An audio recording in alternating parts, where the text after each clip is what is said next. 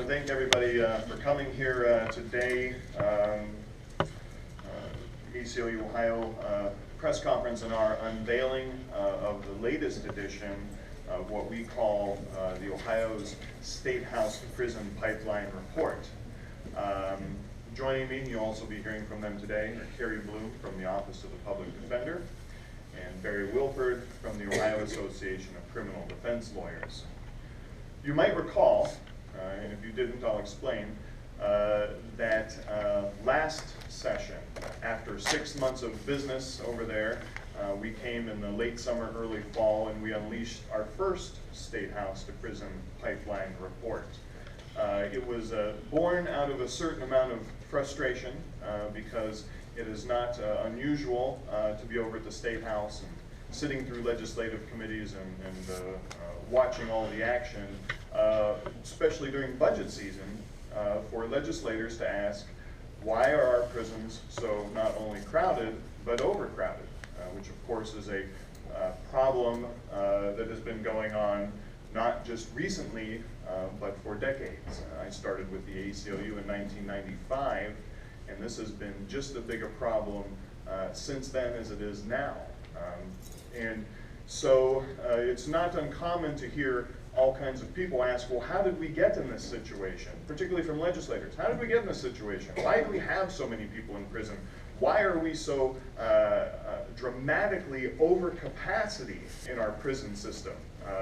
How could this have possibly happened? Well, what we wanted to do is point out that legislators bear an awful lot of responsibility for this problem. And so after the first 6 months of last session, we issued a report breaking down, showing all of the bills out there that create criminal penalties, that enhance sentences, that take current laws and expand them to include new actors and situations, and the results were quite dramatic. And we are back now with a new report. We said then, we'll be back. We're not going to just, this isn't going to be a one-time thing. We're not going to look at this just the first 6 months of session. We're going to come back after session and have a whole new report reflecting what happened in the 131st General Assembly. So that is why we are here today. We have reviewed all 1,004 bills that were introduced last session. Looking through all of these bills, some of them are quite obvious that they carry criminal penalties. Some of them you have to do quite a bit of digging.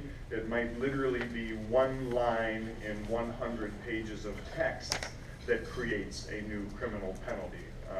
So we went through, we looked at all of this, and that's what you have before you today. And just like last time, the numbers are very similar. We have 1 out of every 9 bills in the House carries a new criminal penalty, enhanced sentence, things of that nature. Basically, something that sends people to prison or jail. 1 of 15 bills in the Senate. And I'll mention, we look at this even a little bit conservatively. If it's a minor misdemeanor offense, we don't include it. Minor misdemeanors don't send people to prison or jail. If it's something where it takes 2 or 3 or 4 offenses before you go to prison, we didn't include that. It gets a little bit complicated there, and we have plenty of examples to choose from already. And you'll see what is reflected in this report, of course, that's different than last time, is how many of these bills have passed. And we got 16 of these bills that ultimately passed during the session. But when you look at the numbers and you see the vote totals, some of these only make it through the House, some only make it through the Senate, some make it through both chambers. But the value of being able to look back at the past session is seeing what the vote totals were. And you can see them on your report. And my goodness, is it alarming. This is truly, and we've said this before, this is not a partisan issue. The school to prison pipeline, or I'm sorry, the State House to prison pipeline is truly a bipartisan issue. You don't see a lot of bipartisanship over across the street, but on this one, oh my goodness, people line up the vote. Look at the vote totals for these bills. These aren't bills that are passing, 55-44 or things of that nature. These are bills that are passing with almost all the time token opposition, 1, 2, 3, or 4 votes against them. So while we hear an awful lot from legislators and elected officials and politicians across the state about how the drug war no longer works or has always been a failure, or how did we get into this problem and what we can do about it. The evidence is right before you in this report. So we're going to have Carrie and Barry both talk a little bit about this issue and their organization's interest in this issue. I'll come back with a few more remarks, and then we'll open it up for questions from all of you. Thank you.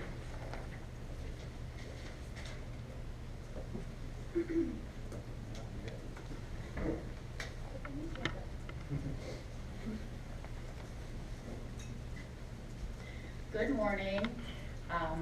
Thank you, Gary, and thank you to the ACLU for preparing this report again, for inviting everyone here, including me and Barry, to speak to you about this very, very important issue. As you heard, my name is Carrie Bloom. I am the legislative liaison for the State Public Defender's Office.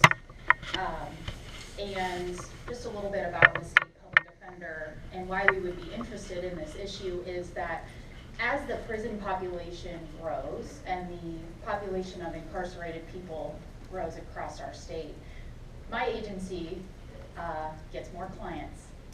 Every client, or every person who is in prison can write our office. We are their first contact, we are their hopefully last contact, and we do our best to serve them and their legal needs. Right now, my agency has about 52,000 clients. Every person who is in prison in our state, like I said, we consider a client of ours.